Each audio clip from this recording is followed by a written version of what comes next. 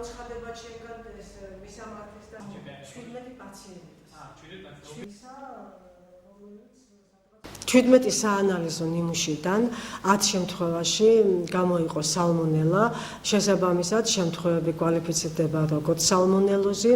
პაციენტები ყველა გაწერილია უკვე, უпростоრად პაციენტთაგან ერთი გადიოდა მხოლოდ ამბულატორიულ მკურნალობას, სტაციონარულ მკურნალობას, დანარჩენი პაციენტები გადიოდნენ ამბულატორიულ მკურნალობას და უკვე სტაციონარულ პაციენტიც გაეწერა. შედეგი მაჩვენა შაურმა დაბინძურებული იყო მიკრობიოლოგიურად, ანუ მაშინ მომატებული იყო სანიტარული მაჩვენებები, მეზოფილური აერობები, ფაკულტატური ანაერობები, ასევე მაშინ აღმოჩნდა ნაწლავი 4 ჯგუფის ბაქტერიები. აღნიშნული საშაურმა, აღნიშნული ბიოს ოპერატორი დაჯერიმდა 1000 ლარით.